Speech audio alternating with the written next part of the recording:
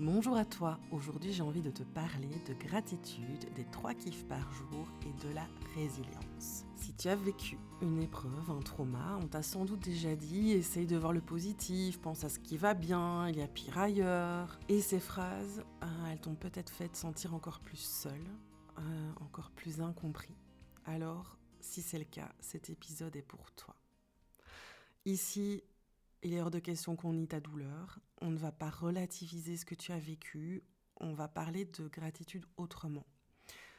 D'une gratitude psychologique, plus douce, une gratitude qui ne t'arrache pas à ton histoire, mais qui t'aide à élargir l'espace autour d'elle. Donc en psychologie, la gratitude, c'est pas une obligation morale, c'est pas une injonction à être heureux.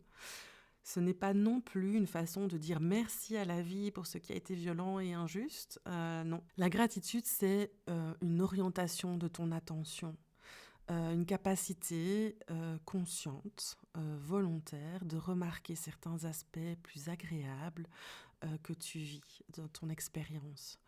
Et c'est important de le dire, la gratitude coexiste avec la souffrance. Elle ne la remplace pas. En mindfulness, on porte son attention de manière consciente et volontaire sur son corps, par exemple, sur les émotions agréables qu'on peut ressentir dans certaines zones de son corps, mais aussi les émotions désagréables qu'on peut ressentir dans son corps sans vouloir les changer. Et on ressent également les sensations neutres. Parce qu'en fait, tout ça coexiste dans une expérience vécue. On a trop souvent tendance à vouloir éliminer ce qui est désagréable, changer sa posture, scroller sur Internet pour éviter une émotion négative. Je dis ça, mais je l'ai encore fait hier. Donc ça, voilà, la gratitude, en fait, c'est une pratique pour élargir sa conscience et ne pas avoir un focus uniquement porté sur ce qui est désagréable, sur la souffrance qu'on vit, sur ce qui est négatif. C'est élargir la conscience à ce qui est aussi, en fait, dans l'expérience. Parce que quand on a vécu un trauma, le cerveau, il apprend à se focaliser sur le danger. Il est toujours en mode survie. Il est toujours en mode, si on n'a pas traité le trauma, si on n'est pas sorti du figement, on est encore dans ce mode survie. Donc on est un peu plus focus sur les potentiels dangers, sur ce qui pourrait ne pas aller, sur ce qui ne va pas. Et donc, pratiquer la gratitude, ça ne va pas supprimer ça. Ça ne va pas dire tout va bien, il n'y a plus rien. Mais elle vient un peu amener autre chose, une nuance qui veut dire tout n'est pas dangereux, tout n'est pas négatif. Il y a ça et aussi autre chose. Et ça permet petit à petit d'ouvrir un peu sa conscience à quelque chose d'un peu plus léger, d'un peu plus positif. On va pas nier du tout ce que tu vis. On va pas nier la douleur, la souffrance. On va juste dire il y a la souffrance et il y a aussi autre chose. Alors les 3 kiffs, il y a un livre qui s'appelle Les 3 kiffs par jour. C'est pas un grand bonheur, c'est pas une réussite, c'est pas une performance, hein, parce que moi j'aime quand même rappeler que on a déjà assez d'injonctions à la performance, à l'efficacité, à la réussite, à être parfait dans tous les domaines. Non, c'est un kiff, c'est un micro-moment dans la réalité, un instant pendant quelques secondes où ton corps s'est un peu détendu.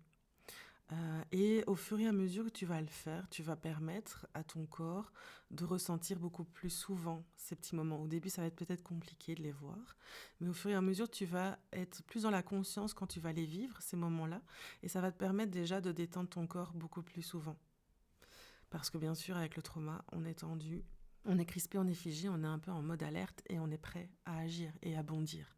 Donc on n'est pas du tout dans une détente musculaire.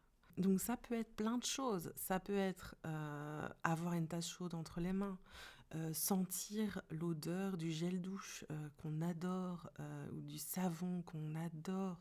C'est voir le rayon de soleil, voir de la neige qui tombe, juste être dans un silence après 2 semaines de vacances avec tes enfants.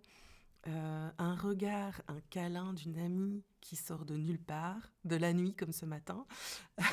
Quand j'ai amené mes enfants à l'école, j'ai vu, je l'avais pas vue, elle nous avait vus, elle est arrivée vers nous, mon fils lui a fait un câlin, elle m'a fait un câlin. C'était vraiment super chouette. C'est super important ces petits moments-là. C'est pouvoir retrouver son micro après 2 semaines sans lui. Voilà, c'est des petits kiffs comme ça et c'est parfois juste 2 minutes, c'est voir que ta fleur a éclos, que tu as reçu un message positif de quelqu'un que t'aimes, c'est quelqu'un qui te souhaite le meilleur pour 2026. Ça sert pas à embellir la vie, on n'est pas là pour se convaincre que tout va bien. Ça rappelle juste au cerveau qu'il y a des endroits sûrs et que dans ces moments-là, tu es en détente et là, tu peux expérimenter ta sécurité intérieure. J'ai beaucoup pratiqué la gratitude parce que on me disait t'es tout le temps négative, donc on m'a offert des livres sur la gratitude, sur les 3 kiffs par jour, parce que je me plaignais, parce que j'étais souvent malheureuse, déprimée, parce que je ne savais pas ce qui se passait, parce que j'avais pas encore eu ma levée d'amnésie. Et donc je revois encore des carnets où en 2017 je notais déjà des choses, bien avant je notais aussi tout plein de choses positives. Et ça m'a toujours permis de nuancer un peu plus les choses. Et progressivement, quand j'ai eu ma levée d'amnésie, ça a été compliqué de revoir du positif, hein, parce que quand on est vraiment dans la grande souffrance, on a même parfois tendance, et moi c'est ce que j'ai eu envie d'appuyer le fait que j'étais vraiment en souffrance et de le montrer. Et que les gens me reconnaissent en souffrance. Donc j'ai cherché la reconnaissance pour cette souffrance à l'extérieur, alors que c'était moi qui devais me la donner à moi-même.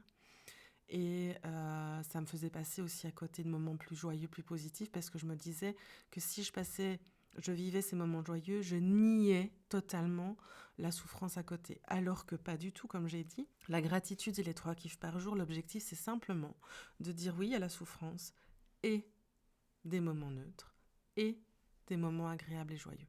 C'est juste ça. Et au début, les moments joyeux, on va pas en voir 10, on va en voir 3 difficilement. Et petit à petit, ça va nous entraîner à retrouver ces petits moments de paix, de joie, de détente et de sécurité intérieure que moi, je ne connaissais pas. Et la sécurité intérieure, je l'ai apprise et je l'ai découverte progressivement au fur et à mesure de ces exercices. Et je veux insister quand même sur ce sujet que la gratitude, c'est pas la pensée positive qu'on nous sert à toutes les sauces parfois. Je veux pas ici qu'on relativise, je suis pas là pour comparer, penser à ceux qui ont moins, les histoires plus tristes que nous, se forcer à voir le bon côté, se dire oui mais l'autre c'est pire alors on nie son histoire, non. On n'invalide pas, on ne presse pas non plus à aller mieux, plus vite, hein, parce que chacun a son rythme. Certains jours, il y aura peut-être qu'un seul kiff, c'est ok en fait. Parfois, aucun kiff, et ça aussi c'est ok. Donc ça c'est important. Il n'y a pas d'injonction à en avoir 3. C'est dit comme ça dans le livre, mais moi je te permets à n'en avoir aucun, s'il n'y en a aucun. C'est ok.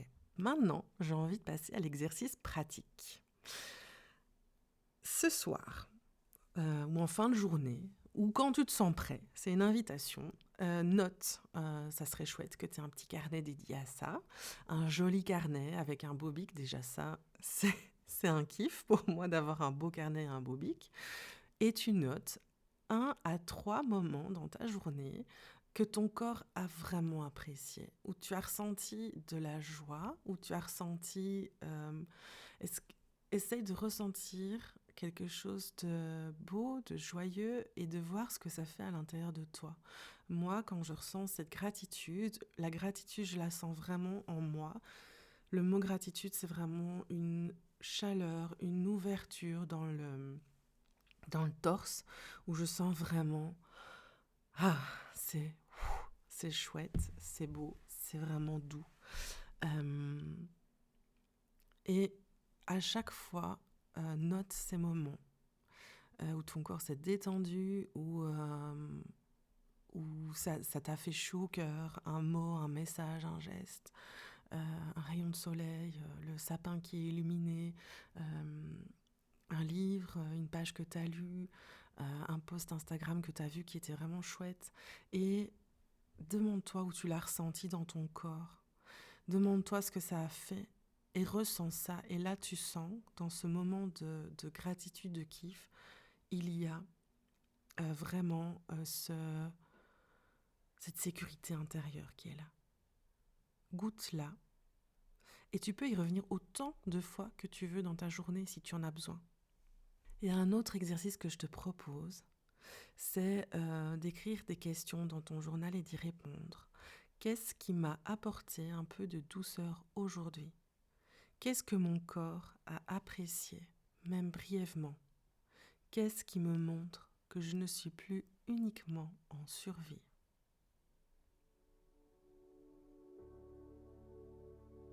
Et ce que je te propose maintenant, c'est qu'on va poser une main sur notre corps.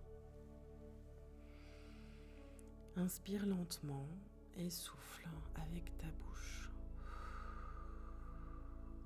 Continue sur 3 temps.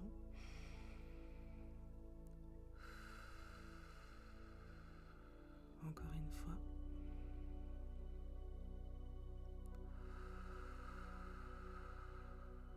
Encore une fois.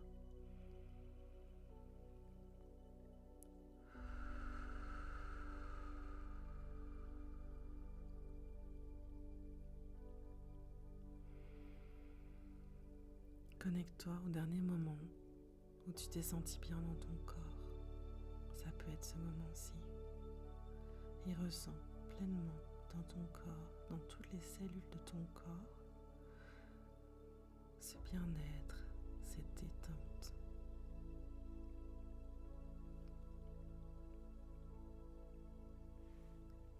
Laisse venir la sensation et si des pensées arrivent, laisse-la passer comme un nuage.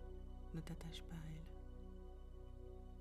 Reviens dans tes sensations, dans ton corps, dans ta sécurité, dans ce qui est lumineux, de ce qui t'a réjoui, de ce qui t'a fait du bien.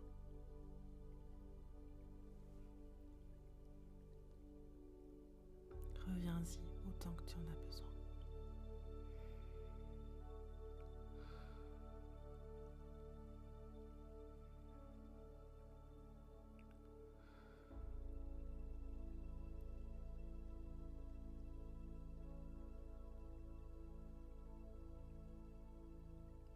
Merci à toi pour l'écoute. N'oublie pas, la gratitude n'est pas une trahison de ton histoire, ce n'est pas un oubli, ce n'est pas une négation. C'est parfois simplement un murmure qui dit « je suis encore là » et la vie aussi. Si cet épisode t'a parlé, alors je t'invite à pratiquer à ton rythme la gratitude. Et si aujourd'hui ce n'était pas le bon moment, alors écoute-toi. C'est ça et c'est déjà une forme de résilience.